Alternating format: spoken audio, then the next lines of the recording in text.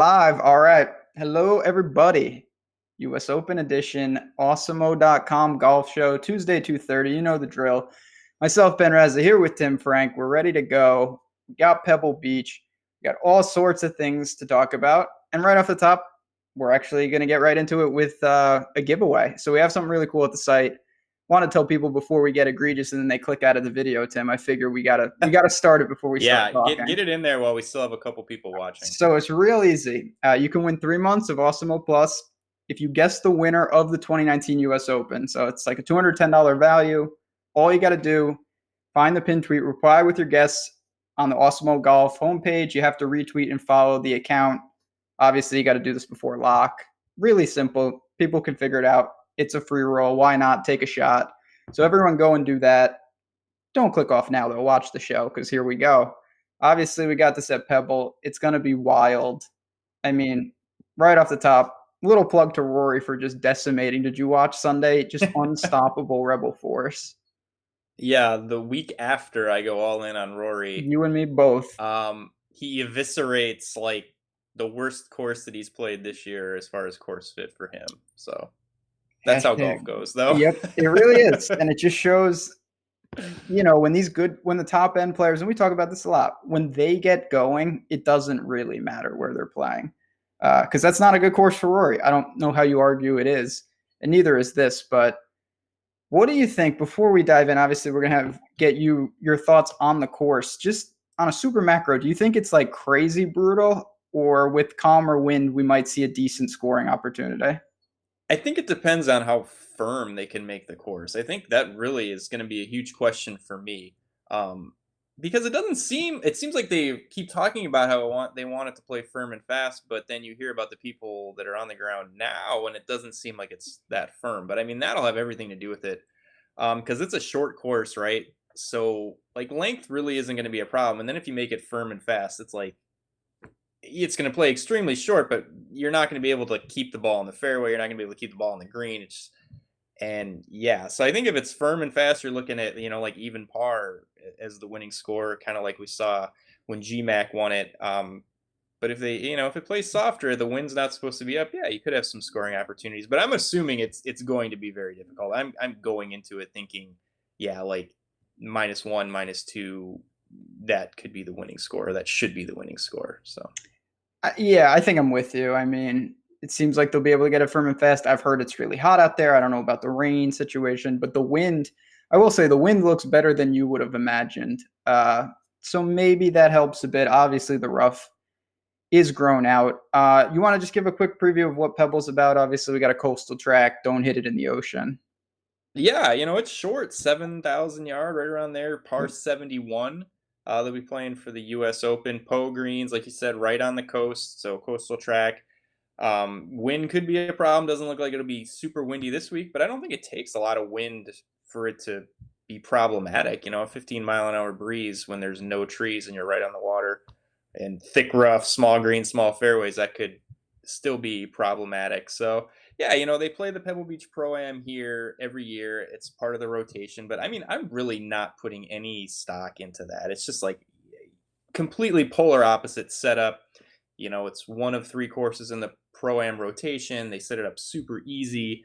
This is going to be incredibly difficult. So I'm not taking a lot from the Pebble Beach Pro-Am. I'll actually put more stock in just US Open history, how players have fared at the US Open in US Opens in the past. Even though those are different courses, I think it's maybe a better test, or a better kind of a litmus test for how they will do this week rather than the Pebble Beach Pro-Am. But yeah, I don't think driving distance is going to matter at all. I mean, I literally think you could almost throw distance out the window with it being so short. And then if it's going to be firm and fast, it'll just play extremely short. So yeah, I'm looking at approach game. I think around the green, this is probably the only week of the year I'm going to be really into around the green stats, because they're going to miss a ton of greens this week. With the greens being so small and playing so difficult, they don't normally like to focus on around the green. But I mean, you're going to have to get up and down this week for sure. So nope. guys that are awful around the green, no, I will stay away from those dudes. It's really, even if you're a great iron player, and obviously we're going to dig into the players, you're going to have to scramble at some point. And this is the type of situation, even if you only have minimal scramble opportunities, if you don't know what you're doing, you're carding doubles, you're carding triples. Like, it's that bad. around these greens. Obviously, chat. That's why we paid the big bucks. They say it's been hot. It's going to cool down a little Thursday, and I think that yields itself to what we're kind of saying. If there's no rain, firm and fast, and that puts even less emphasis on driving distance. Like you're just not going to need to pull driver. Maybe Rom will. We'll see. I don't know. He's a real wild man, but let's just dive right in. Obviously, we got everyone's here. 6 names over 10K, but you got Brooks, you got DJ. Rory's price I think would be more if they waited, but he decimated a field after pricing was released. I mean, obviously, what are we doing? What are we doing with Brooks? Because we just fade him every week. He wins every major, rinse and repeat. I still am not super interested. What do you make of it? Yeah, we're gonna fade him this week, and he's gonna win again. That's 3 probably what's straight. gonna happen. Yeah, it's tough because he didn't play well last week, T50, but he still struck the ball well, 3.9 off the tee and on approach. I guess the things that concern me with Brooks is variance. I mean, he's got to run bad in one of these at some point. I mean, I hate to lead off with that, but I mean, you got to think at some point he's going to catch a couple 7s or 8s on the card at a US Open, and he's going to be donezo. But I think he's the most expensive player. I think he's going to be owned because of this incredible run in majors that he's on. But yeah, I mean, 119th around the green, that concerns me. If you're looking at the top 4 golfers, that's definitely something to be concerned. We just talked about. I mean, you're going to have to scramble. Hasn't been great around the green, 100 strokes gained putting. So like the short game really hasn't been there for him. So I think it's just I feel like this is what I did with Tiger at the beginning of the year, where I'm just going to look for reasons to fade him. But I just think between the price, the around the green game, the fact that he's not going to keep doing this, he's not going to win every major on U.S. soil that's not at Augusta. So yeah, I'm passing on Brooks this week, and it's scary though. Yeah, it's scary. Yeah, I mean, I've said that same thing about him, only to watch him do it. So ownership is going to dictate some of it for me. If DJ, because I think to me DJ is the clear favorite. I really believe that he's going to be the highest owned though. So if you're getting a massive discount in terms of ownership on these other guys, I get allocating some shares. But if you told me that they were all the same ownership, it would be DJ every time for me. He should have won here in 2010. He's playing amazing. Yeah, Brooks obviously won the tournament, and that's what it's about. But I mean, DJ was right on his heels. Obviously, Brooks held on, and it just seems that even when he doesn't have it, Dustin finds a way to get in contention. He's got success on POA. He likes Pebble Beach. He feels like the safest option of all of them. Yeah, I'm with you 100%. Love DJ this week. Last week was kind of one of those ho-hum. He didn't play well, but he finished 20th, gained 9.1 with the ball striking, so that was phenomenal. You look at his last 5 U.S. Opens, a first, a second, a third, and a fourth, and then a missed cut. I mean, really, you mentioned, we're not putting a ton of stock in the Pebble Beach program, but he has a phenomenal record there too. Definitely doesn't hurt. And the short game has been really good. 52nd around the green, 14th strokes gained putting. The ball striking's been great. Really just the total package.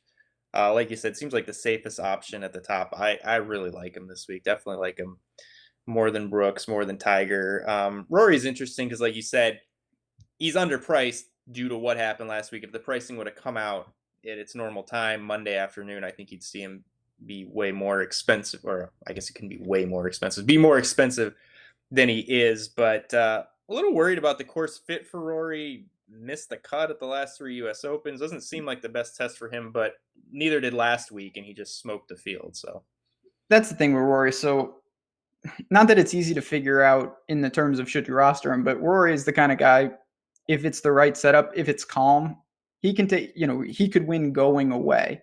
But I think he's one of the more likely guys up top to, I mean, we've seen him miss 3 straight US Open cuts. He doesn't have the grinded out gear as much as some of these other guys. So it's not, I think objectively, it's not the best course for him. Does it matter? Well, no, not if he's on fire. Of course not. But at the same time, you're incurring a lot of risk for your top end guy going there. I still am going to have some Rory shares because I think he's the best golfer in the world. But at the same time, I get it.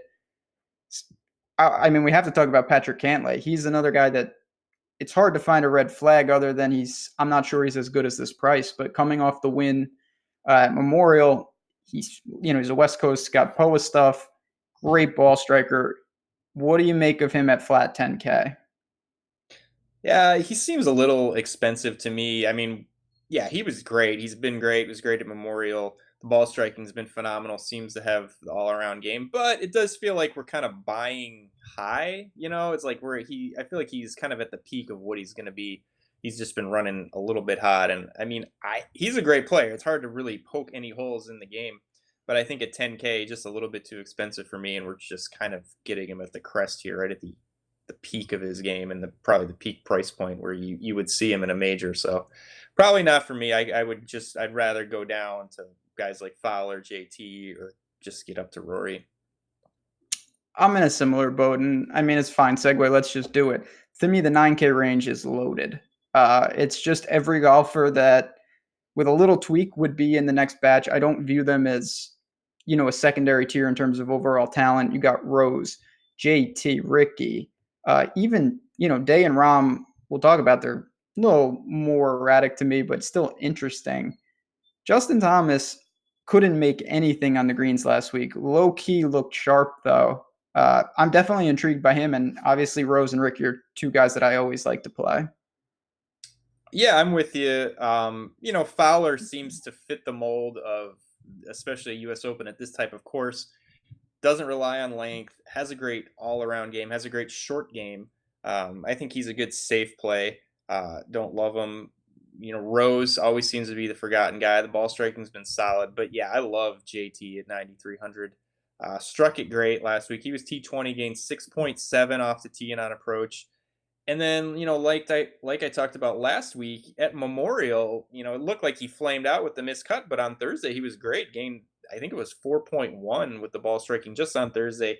Had a bad Friday, missed the cut, and then he came to the Canadian Open last week. He played great, just like you said, couldn't make anything. So he's probably my favorite play in this range. Rom, not for me. Just think it's a really bad course fit for him, relying so heavy on the driver. Not sure I love him at a U.S. Open where it's more of a grinded out style. Just doesn't seem to have the kind of mental toughness for this type of challenge. So yeah, I don't like Rahm this week at all. He's going to be really low owned relatively, but there's probably a good reason for that. You got the temperament. My biggest concern isn't even any of that. It's that his game, he's got a pretty solid blueprint, and it's be an immaculate driver, do everything else average-ish, and that's good enough. He's 2 straight tournaments, and this never happens to him. He's losing off the tee. And without his super driving, that's going to be a major issue. Like, Rahm never loses off the tee, but lately it's been a little shaky. Yeah, I mean, he relies on the off the tee game to somewhat mask an average approach 100%. game. Like we say, I mean, he needs to hit it 330 and have a 100-yard approach as opposed to other guys hitting it 290 and having a 140-yard approach or whatever. He has to rely on that off the tee game. And here, even if the off the tee was working, it's just he's not going to have the ability to hit driver. You're just not going to be able to do it this week. And like you said, the driver hasn't even been good the last couple weeks. So yeah, there's definitely a lot of red flags for Rahm this week. On that note, though, someone like Jason Day, even Ricky to an extent, I really like the fact that they can club down, keep it in the fairway, because the rest of their game, unlike Rahm, that's just hold it together with the first shot. Scrambling, make putts, that's right in their wheelhouse. Obviously, for me, Justin Rose is one of the better all-around players. I don't worry about him in any form. If it's tough, if it's easy, he just does his thing. He's been a little shaky, but these are guys you want to go balance. You could take a couple of them and make a pretty good starting lineup.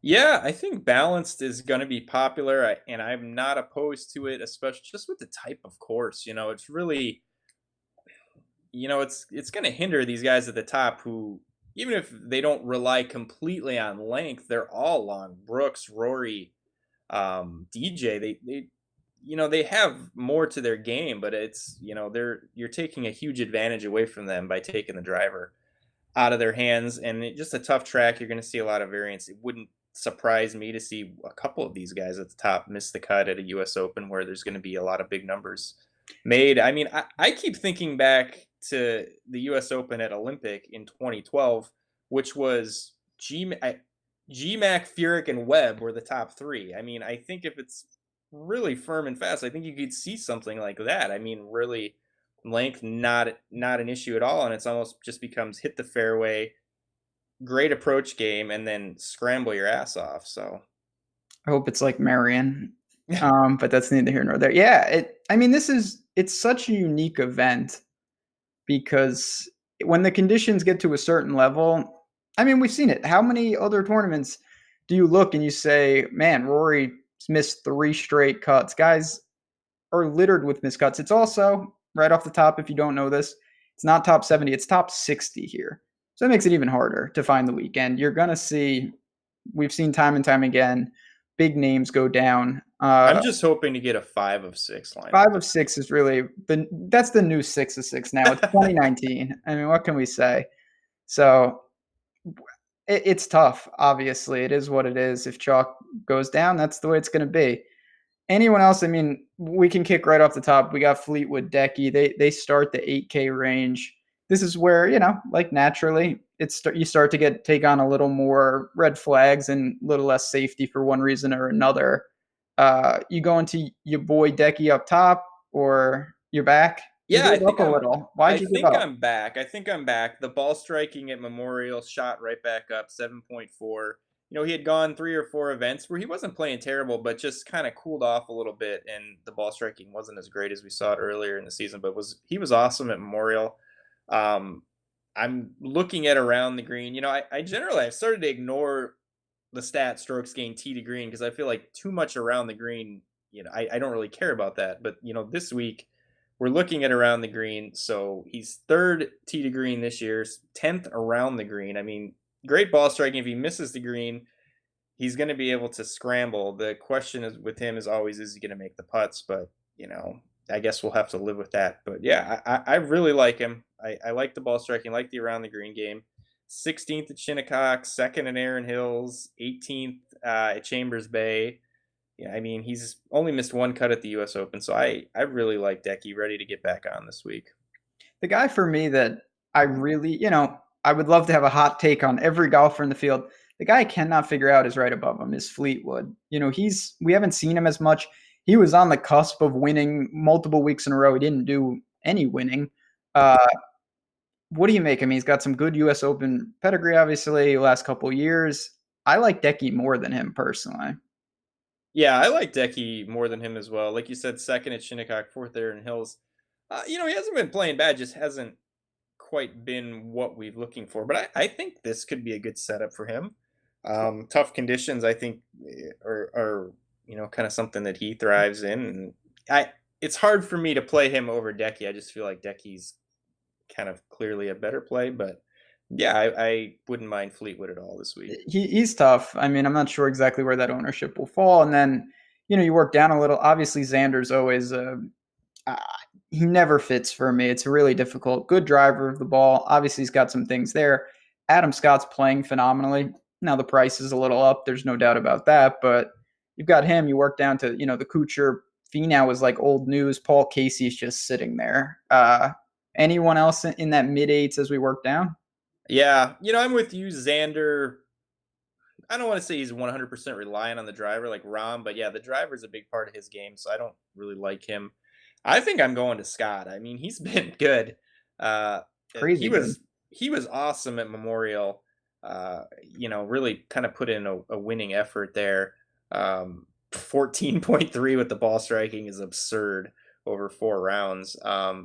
But I mean, he was good at the PGA Championship, 8th there. And I mean, he's 17th around the green, 21st strokes game putting. The short game's been good. The ball striking's been good. I like that. I think Kuchar, it looks like Memorial was just a hiccup. He came back, was very good last week. You would think this is a great setup for him, a short course where you don't need any length. Not the greatest U.S. Open record, but just grinds out a lot of made cuts, a lot of top 25s. Never really contended here. But yeah, I like this setup, and he's been so consistently good this week. It just seems like he had one off week at Memorial. Finau, not for me. I don't like this track for him at all. No, Paul Casey for me makes. I know we haven't seen a ton of him. Another just pure ball striker. Yeah, make a couple putts. You should be just fine. And he's only 8,300. Chad has already needled me about this, but what do we say about Bryson? I know he's not playing great, but he showed a little life at Memorial. He is 8,100 now. It's not the best course for him just because he relies on the driver too. But I don't know. I have a little intrigue. I'm not gonna lie. I don't know, man. He's another one where I feel like these US Open conditions get in his head. He's such a strange dude, and it just seems like he can be put off by things fairly easily. And yeah, There's no doubt about that. He makes such a great. I know we're not just talking about the Millie, but he is like that type of guy because if he's on, he could win the U.S. Open. There's no doubt in my mind. I think his win equity is actually pretty good. If he's off, I mean, he's been playing bad, and you're right. He could be not able to handle this. He could blow up, have a fit, and it's a quick exit. yeah, So I mean, he's kind of a baby. He's got some ROM in him where he when things does. start going poorly or he doesn't like how a hole is set up or something happens, he loses it and then that's it. He's done. Last guy, is Phil going to do the Grand Slam? Is this it? Career Grand Slam? No, I don't No. think this is it. He's got a great record at the Pebble Beach Pro-Am, great record at US Opens with a million runner-ups, it feels like, but I just don't see it here this week for him. He has to get in trouble with this driving, right? Like, Yeah. he can't keep it on the course, but I'm not going to go there. And then, I mean, the last guy is Gary Woodland, who I don't have a strong feel. Benefits from clubbing down. That's about all I'll say on him. And then we go. Here it comes. This is the Oosty line. So we kick off the sevens with Louie Oosthuizen. We got plenty of guys, though. Patrick Reed, Sergio, Leash, Stenson. A lot of names. Anyone stand out to you? I mean, this 7K range is just. I mean, there's like 8 or 9 guys that I have written down. This is that I where you're really going to hit a lot of them? that I really love. Yeah, I mean, I guess we'll start. It's more of like the mid 7 range. Start with Webb at 7,700, who mispriced to me. I think he's another guy that if pricing would have come out on Monday, we would have seen him, more expensive. Was great last week, and just another one. Good course setup for him where you don't need to rely on length.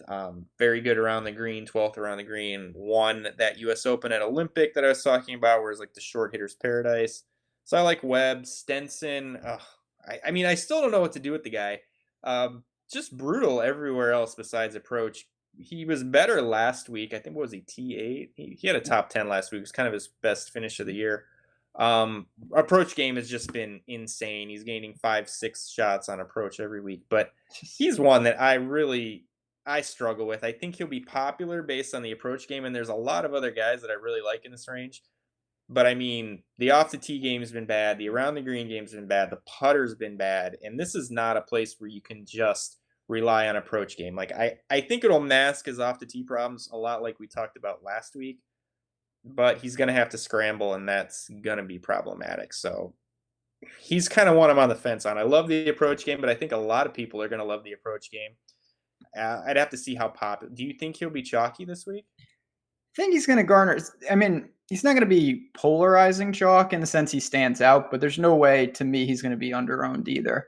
There's a lot of options there. Webb, to me, one of the safest on the board. I know there's no safe at a U.S. Open, but he has the game for this. He's playing well. He's underpriced.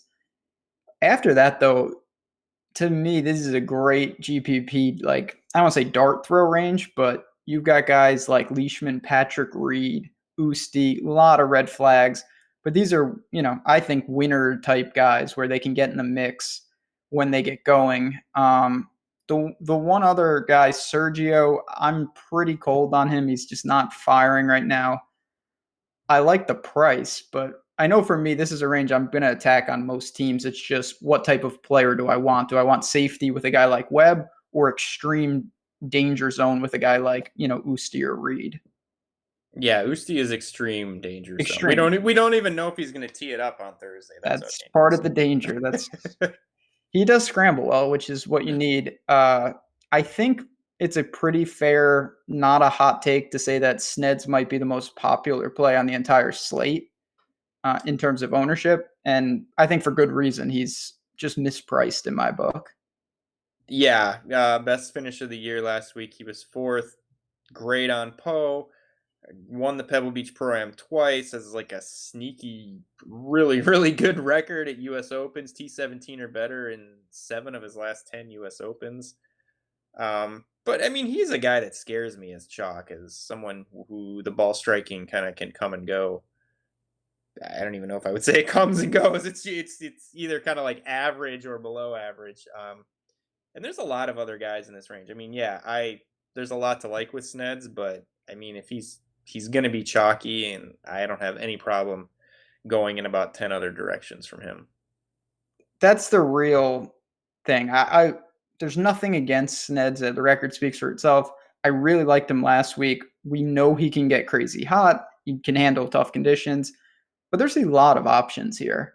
And So he's such an erratic player. so that's because he It's can't not drive like the ball. you're taking Kuchar when Kuchar's 7,800 in these majors, where you feel like, I mean, like there's just not much of a chance he misses the cut. There's not much of a chance he kills you. I mean, Snedeker's all over the place at any course. I mean, he's a threat to miss the cut anywhere. You mix in really tough conditions, which I think are good for him. I think, obviously great scrambler, but I mean, I think for him being as chalky as he is, he's got much more miscut equity than other players we've seen in majors in similar positions. And this course, just overall, everybody's miscut equities. Like at the Masters, when Kuchar was mispriced, the chances that he can't beat Ian Woosnam in the gang is so minimal, even if he's playing bad. Like here, if you play bad, you're just going to get cut. You got to be in the top 60. It's not 10 shots of the lead and you got to beat 20 guys. So that is, just in general, some incentive if you want to zig. I do like Sneds. I'm going to have some, but that's not to say that I'm not going to look at. I mean, we got all sorts of various clowns. We got Griot, who's a guilty pleasure. Your boy Fitzy's down here. Not Graham, I don't know who else. Don't tell me Martin Keimer. I can't get on board with him. no. Can I talk about Lowry for a minute? Yeah, I was waiting for you to do that. Go ahead. I'm just going to start by saying I'm not touting him. So this is an anti-tout of Lowry. And he's a guy that I think I've bet at the Pebble Beach Pro-Am like 4 years in a row, because I felt like this is just a great track for him, and I still do. But I think he's going to be super chalky. Second, eighth, and third in his last 3 events. That's amazing. But I mean, last week he gained 7.6 putting. He gained 4 around the green. That's 11.6 on and around the green. That's just insane. The speed. That's what Spieth does. He was great at the PGA, so there's nothing. I can't say anything bad. The ball striking was great, and the putting was good. He was T8 there. But then you go to Harbour Town. He gained 3.6 with the putter and 3.9 around the green. So 7.5 on and around the green there. And 11.5 last week. I mean, he's doing it all with short game. And there's so many options here. He's going to be popular. And I just don't want to ride Shane Lowry and his hot putter. That just seems like a recipe for disaster for me. I'm with you. Actually, a quick plug on that. In addition to all the content we have behind the paywall, I wrote an article on the betting side of things, and one of the head-to-heads that I really like is against Shane Lowry this week. So you can check that out. And I'm with you. He's on a nice run, and there's no reason to say that can't keep up. But at the same time, if you zoom out a bit, Shane Lowry was missing cuts like there was no tomorrow for months. And if you give me a popular potential pivot off him, I'm more apt to do that. And I like Sneds more than him. I'll say that much. Yeah, well, and Sneds is Lowry's not a good putter, so it's even more crazy that people are on him, even though with this great putting run that he's been on. It's one thing if you're riding Fowler, Day, Spieth, they're hot putters, because traditionally they are good putters, but he's not traditionally a good putter, which is all the more concerning for me. Absolutely. Right below them, I assume that's what you're alluding to. There's a lot of guys that I think you could go to. RCB, even Kisner. I know it's not good form. Kisner, is there one guy in particular that if you wanted to zig where everyone else is zagging, you kind of want to go to in the low sevens? I really like Furyk this week. I mean, it's so weird to talk about him, but at the same time, if it becomes what you're talking about, like Olympic Hills, who better than to just hit the fairway, hit the green, and make a 20-footer? Yeah, yeah. I mean, so his last three finishes 27th, 33rd, and 13th. That not great, but not bad. But I mean, the ball striking was phenomenal last week. Gained 7.4. Just really couldn't putt. And the approach game has been good in the last three 5.8, 2.0, 2.8. Like you said, if it's playing hard, we know length is going to be of no consequence this week. I mean, hit the fairway, and he's one of the best at that. Approach game, he's been very good at that, and yeah, get up and down. I really like him at 7,200. I think this is a great. I think it's a great course for him. The only knock I have is that Ty Hatton is at 7,200, and you know that I have to tout Ty Hatton, my man. Um, I've got a magic eye with this guy because I jumped on him at Charles Schwab, and he's actually playing pretty good. Got some U.S. Open pedigree. I think that sets up really well for him. I don't know about the ownership. That's my one concern. I don't think he's going to be popular, but I would hope to get him at a nice clip because clearly we've seen the bad side of Ty Hatton. He can go south in a hurry, even though playing well right now, I think he continues that. There's a lot of things to get mad at a U.S. Open with Yeah, I Pope. mean, with the POA, can you Yeah, imagine him, tapping that down? tapping down every little bump on yeah on Could be Saturday trouble. afternoon. But I can't quit this guy. I don't know. I really just feel like he's consistently underpriced. He was sixth at the U.S. Open last year. He was fifth at the Open once. Couple of top tens in PGAs. He's got some low key, major pedigree. And at 7,200, what do you want from these guys? Yeah, grab a T20, T15. You're more than satisfied. All right, I'll counter with another hothead of my own. Billy Horschel at 7,200. Look at this. Really, Billy Ho. You're becoming a Billy Ho guy. You've mentioned him a couple times this year. He has been the last 2 weeks, ninth and 19th. Ball striking has been phenomenal. Gained 8 with the ball striking last week. Gained 7.7 with the ball striking at Memorial. That I mean, that's really really good ball striking. He's one though. I get concerned with him on Poe. He's a SEC guy. Seems to do better on Bermuda, but I mean, for that kind of ball striking, I like it. But I can't get the thought of him at Chambers Bay, just complaining about the greens nonstop, which were really bumpy Poe. I can't get that out of my head when I'm thinking about playing him this week. But I think I like him at 7,200. Probably the best ball striking you're going to get for this cheap. At least recent ball striking. The last couple weeks, very good. He has been awesome ball striking, and yeah, I think the big concern is he's on POA and he's a noted Floridian. You gave me words of warning last week when I, like an idiot, thought that Russell Henley would play good. And when he was 5 under after Thursday, I figured that he would make the weekend, but he didn't because he can't putt. And that's what we saw. So Billy Ho, if the ball striking continues, maybe he can hang in there. Still a little concerning, though. I'd be lying if I said I wasn't concerned.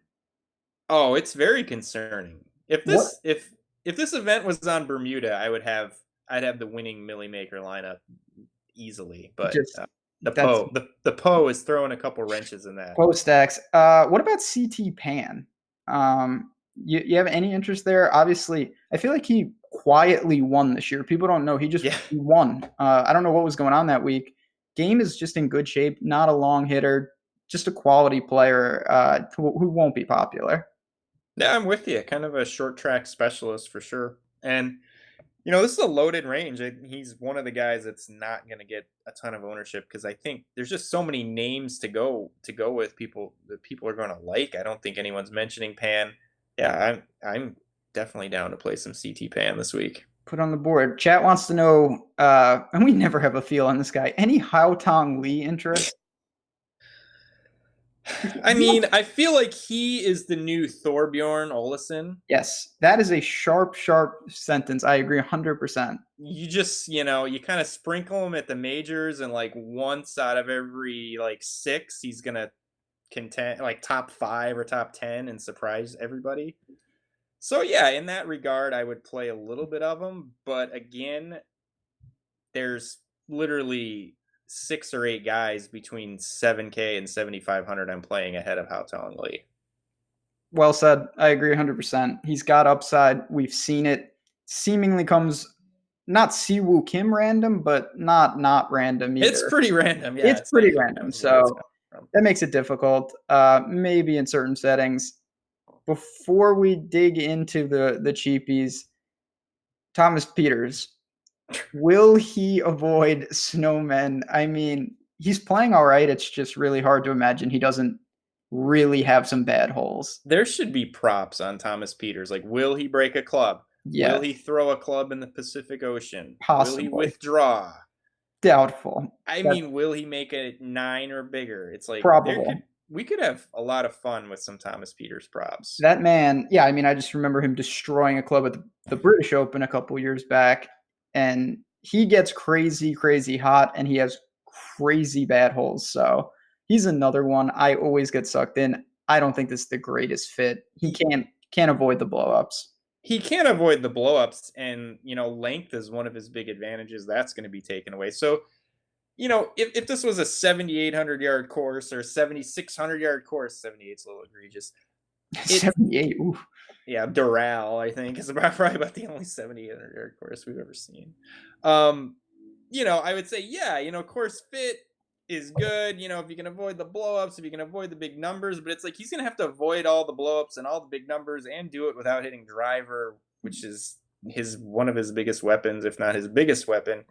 Just there's way too many things he's gonna have to try and overcome this week, I think. I agree. There's other just I may take a stab in a few teams, but there's other guys that I'm prioritizing. Ah, boy. I mean, there's a couple other. Anyone else? I'm just looking at names. I'm not even saying I'm into these guys. You've got Norin, you've got Keegan, Daniel Berger. I don't know. The scrambling is a huge issue for guys like this. I'm not keen to take guys that can't get up and down. Yeah, Berger was better last week. The ball striking kind of took another step forward. We've been talking about him somewhat simmering, but yeah, I don't know if I love him here in this spot. Yeah, scrambling not good on POA. Not really sure about that. So yeah, I think Berger's probably a pass for me. It gets for me for as many good plays as there are in the low 7 range. There's not much below 7K that I like, and I don't really think you're going to need to go below 7K very often. I mean, it's a major, so the pricing's soft, and I think there's tons of guys to play at 72 to 7,500. There's not much. There's a couple, and Chad actually just mentioned one of them with the Duff Man. Jason Duffner is 6,900. There's a lot of guys at that exact price that I could see going to. EVR is another one that Chad just mentioned. He's one who's supposed to be, you said it, crazy popular EVR. What kind of world is this? Can you tell me how he was 19% owned last week? I literally thought that was one of the most egregious ownerships I've seen ever. And then, of course, he goes out and he's like 8 under through 3 holes. He know. fell back, thank God. Yeah, but he didn't fall back enough to punish the people that played him, unfortunately. No. That'll be this week because early ownership, he looks like he's going to be double digits again. Please play. Anyone that's not a sub at Osimo, please play EVR this week. I really don't worry about it. I think his around the green game is suspect. Obviously, when you have Benny on at the same price, come on now. I mean, if you can't make the cut at the magical Kenya Open, can I really trust you at the U.S. Open? Noted tough track at the Safari Zone. I mean, seriously though, Benny on had a breakthrough. He gained 0.9 strokes putting at Memorial. On fire, just making everything. That's his best in like 6 months. I like him though. He's an incredible scrambler, just a great ball striker. He's always risky because he can't putt, but if you need a guy at 6,900, you've got him. You have CH3, you have Duffner. I really was shocked when I started running some numbers and looked at Duffner. I like him this week, so I'm glad that people from chat brought him up. I had him written down anyways, definitely. He was going to be the next guy I mentioned. Gained 10.1 strokes with the ball striking at Memorial, so that was really, really good. Wasn't great at Colonial. Missed the cut at the PGA, but it really wasn't due to the ball striking. Ball striking was a slight positive, really just a short game issue. And then he gained 8.7 at Wells Fargo, gained 3.9 at Harbor Town. So, I mean, the ball striking has been somewhat erratic, but it's been pretty good. And his last start at Memorial was very good. So I like him. Another guy who you would think you would like at a short course. Another guy who you would rather have on Bermuda greens. So yeah, the Poe's a little concerning, but he's got some good finishes at U.S. Opens. Fourth at Olympic, fourth at Marion, eighth at Oakmont, 25th last year at Shinnecock, 18th at Chambers Bay. So kind of a sneaky good record. I really like him. The putting has been egregious, It's just so bad. egregious. 203rd this year in strokes gained putting, 72nd around the green. That's not great, but I don't think that's bad enough to where you're going to fade him because of around the green game. So I really like Duffner this week. Yeah, I want to clarify that too, because you're going to hear me say that a lot today. Obviously, the show tomorrow night, me and Jason Roslin. It's not that, some guys are not great scramblers, not great around the green. That's not ideal. It's the guys that it's like, when you're dead last and it's going to be exposed here, like Chesson Hadley. I'm a big Chesson Hadley guy. I don't think this is the greatest track for him. That's really where it's more concerning. If they're average, little below average, you can mask that. And Duffner certainly can. Another guy who I think I'm not a fan of in the sense I don't play him a lot, I think Ches is in play. If you want someone, again, who's just going to hit fairways and do his thing, not bad. It's got some correlation to the course and whatnot. Sub 7K, I think you could do worse than Ches as a cut maker. Yeah, I'm with you. That's not bad. What do you think about Willett in tough conditions? Ooh. Danny, yeah, I've seen his name being thrown around the betting market. Well, yeah, it's always tough going to Willett because we know if there's anything there that Mayo and Feinberg are going to be, leading the charge there. But very cheap. He's been better. He was really good last week, eighth. And yeah, you would think that I don't know enough about his game to say what tracks he's great at, what tracks he's not. But I mean, I would think this would be a decent fit for him. It's tough because he went through such a ridiculous, I don't know what happened exactly. He kind of lost it. The data is a little skewed. You look and you're just like, well, this guy's a horrendous driver. But is he, or was it just he found something? Because right now his game looks like it's in good shape. Yeah, I mean, these guys that there's obviously something wrong with their game. You really can't look at year-long stats or stats that go back very far because some guys they're injured and then they're finally healthy, or they're just playing horribly and they figure something out, kind of like we saw Kyle Stanley was terrible, then he was better, now he's back to not being so great. But the game comes and goes, so it's hard if they've been really bad for a prolonged period of time. I mean, looking at year-long stats really isn't going to do any good. I mean, he was third tee to green last week. He was very good, and I think at 6,800. I mean, obviously we know what he can do if he's playing well. Yeah, there's not that much. Obviously Wiesberger's another one who he's back from injury. I think it's a decent course. But even the $100, like 68, if you had 6,800 left, there's not much better than Willett to me. The bucket hat man is here. I don't think his scrambling is up to par. I don't love the course for him. Affy Barnrat, not for me. Just no. Kyle Stanley is here. I have no real feel though. I worry about him scrambling. I know I'm beating a dead horse, but a lot of these guys have serious issues in the one area you just can't be messing around in. Yeah, I mean, this is the 1 week a year that's going to put the most pressure on the around the green game, and especially at this course where the greens are super small. That's the thing, yeah. Place with huge greens, even if it's playing really hard, yeah, some of these guys your Grillos, yeah, hit the fairway and hit the green and really reduce the amount of times they have to scramble. But I mean, with tiny greens, you're going to have to scramble regardless kind of how well you're hitting it. What about Chad is asking, and this is a guy, I mean, I don't know anything about him. I saw him last week. He looked good. Colin Morikawa, 67. I still, even though he looked good, he's obviously got some talent. I let other people try to jump out ahead. Can he play well? Of course he could, but I don't know how often I even need to go down to this price range.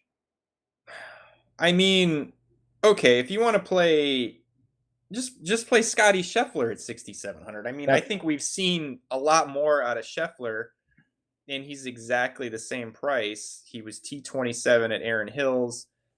I mean, yeah, they're both young guys with a lot of pedigree, a lot of amateur pedigree. But I mean, Scheffler, we've seen so much more out of him. Betting market has him at 175 to 1 outright. They have Morikawa at 400 to 1. I mean, that's a pretty huge difference. So, and I don't think Scheffler is going to be owned either. I'm not saying I'm going to play Scheffler, but if I was going that route for that price, I'd be way more apt to play Scheffler over Morikawa. Chad is with you. Right in line. Tim and Chad are one today. I don't even have Chad up, so I know. just, No, and there's always a slight delay. So you're saying these things right on cue. Yeah, Victor Hovland's there. These guys, a lot of pedigree. I'm with you. I trust Scheffler more, if at all.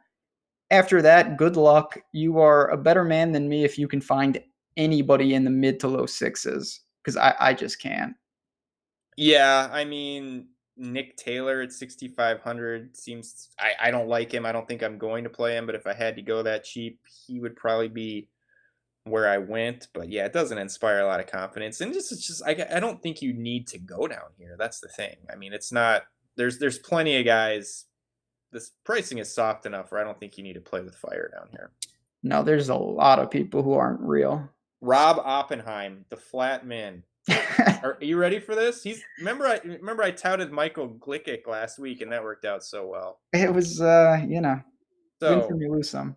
Rob Oppenheim, 5 straight made cuts on the web.com tour, all T33 or better. 37th at Oakmont and T8 at the 2017 Pebble Beach Pro-Am. There you go. There's my 0.22%er this week. He is. I always say this with your guys too. Like, well, he is flat 6. So if you need someone down there, you're gonna have to look to someone. Right. I mean, if you can get a miscut with Morikawa for 6,700, or you can get a miscut with Rob Oppenheim at the flat 6. So yeah, I mean, in the last legitimately 3 years, he has one top 30, and it just happens to be at the ATT Pro-Am at Pebble. So maybe this is his one shining moment. He's grinding on the web.com tour, though. Maybe we'll see him next year. No, I'm kidding. No, he's not. But that's the thing, is on the web.com tour, you have to have like a win or a couple top 5s. Like he'll be right back on the web.com tour. Poor guy. Yeah, I mean, I think you let, in all these majors, and we've seen it, yeah. If you're smart enough to play Jazz, Jana, Wana, you're a better person than me. It's in my screen name, and I'm not getting to people named Jazz. So I don't think that I'm going to try to chase. There's so many professionals that are a couple $100 more, where you get into the 7s, where I think we both have a ton of names that we like. I'd rather sacrifice up top just a tiny bit and get a world-class, or at least a professional player, than taking someone I've only seen a couple times who have just never been in a situation even remotely like this. Yeah, and I mean, I think one of the things you have to remember is U.S. Open, it's open qualifying, so there's guys, there's a lot of no-name guys in this event. It's not like it's the 156 best golfers in the world. I mean, there's a lot of decent PGA Tour players that are not here, and their spots are being taken by dudes that went to local qualifying and ran the table at these various qualifying events. And yeah, there's a ton of no-name guys here, so it's not like it's the Players Championship where it's just 1 through 156 and we have this really deep stacked field. I mean, there's a lot of definitely no-name guys here. Don't hate on Noah Norton and the gang. Yeah, there is. So do you fire any bets yet? Oh yeah, of course. Come on, it's the U.S. Open. Is JT one of them? No, ooh. JT's not one. No, I bet him already. He has a legitimate chance to win. You should know by now that I don't actually bet people. That is a good qualifier. So who do we have on? Yeah, I mean 22 to 1. What are you going to do with that? You can barely. I got him higher. I got him 28 to 1. Not bad. That is, yeah. Maybe if I could get 28 to 1. What's he at Bovada right now? I feel like I was just. Oh yeah, he's 28 on Bovada. I don't know. I must have got a bad number here on my spreadsheet. But yeah, 28 to 1. That's a lot better. 22. But I like Casey at 55 to 1. Yeah, that's nice. We've kind of said this about him all year. different kind of Casey, more up and down than he is consistent, where years past was just like top 15 after top 15, but not a lot of high end finishes. This year it seems to be the opposite. Um, withdrew, where was that, Colonial? But he played a good round, got sick, and withdrew, and that was kind of the last time we saw him. But I the ball striking's been good. I like this course for him. I'm gonna bet Stenson at 66-1. I just can't get away from that approach game, but I think there are definitely a lot of question marks with the rest of his game. But I feel more comfortable betting him than playing him in DK, where there's a ton of other options for me to pivot off of him. So I do like him kind of more as a bet at 66-1, and I'm betting Billy Ho at 150-1. Oh yeah. It seems terrible with the Poe and everything, but if you look at the last 2 weeks of ball striking, it's been phenomenal. So I'm going to go with that. I mean, 150-1, that's kind of a dart throw. But yeah, Casey, Stenson, two guys in the mid range I like. I have one, definitely bomb in there, and it's Mark Leishman. No real, he's just, he's a big game guy, lost in a playoff at the Open. Not a great U.S. Open record, but I think in the right conditions here, we could see him play well. I like him better as a bet than a DraftKings play. He's a lot of risk associated, but I think when he gets going, we've seen him compete in really strong fields. Other than that, though, most of the guys that I like are in that JT Rose, Ricky type, 20s, high teens odds. Can't really back Brooks or DJ in the betting markets, in my opinion. No, not unless you like parlay him with the second half Warriors over alternate money line or something. Yep, that's what we do around here. That's the Friday betting show, which is always a fun time. You should come check that out. All right, we got to pick a winner, and then we can get out of here. So, what say you? Who is going to take? What do they? They have a trophy name for this? I don't know. I don't even know what the name of the trophy. Not Wanamaker, right? Not the Wanamaker. Yeah, it's like the PGA Championship is the fake major, so it has to have the biggest, gaudiest trophy possible. So it has some sort of. I think this is just the U.S. Open trophy. Yeah, you don't need anything. You're the winner. Well, I mean, I'm going to be boring and say DJ, but the guy's seems like he's so close every year in the U.S. Open, and ball striking's phenomenal, and the short game is really good too. I think of all the top end guys who have a ton of length, I think the rest of his game is more suited for Pebble than some of the other guys. Yeah, I mean, it's hard to argue with that. I'm going to say Justin Rose, who this has been just a tough year with him. Not that he's been awful. It's just, I liked him at the Masters. He missed the cut. He wins at Farmers. He's great at Wells Fargo. It's a little hit and miss, but I feel pretty comfortable with him in this setting. He's got a U.S. Open to his name. Won't be intimidated, obviously. So I'm going to go a little against the grain with old Justin Rose here, and we'll see. I cannot wait to watch this. I'm really excited. The last question, and I'm throwing this out of left field. Do you know what the shot tracker situation is like for this? I don't. I was trying to think now. I can't remember what it was like. Past. I don't know. It's not normal shot tracker. I know that. I don't think it is. I think it might be like the PGA Championship had. I feel like that was like delayed shot tracker on the PGA Tour site, and then their app had its kind of. Their app was bad. So there's one, and if anyone knows this in chat, feel free to tweet me. If you're in Awesemo Slack, let me know. There is one I remember, and it has giant, they show the shots, but the dots are so big. It's like, well, this guy is either 10 feet or 30 feet away. I feel like that might be the U.S. Open one, but I can't remember.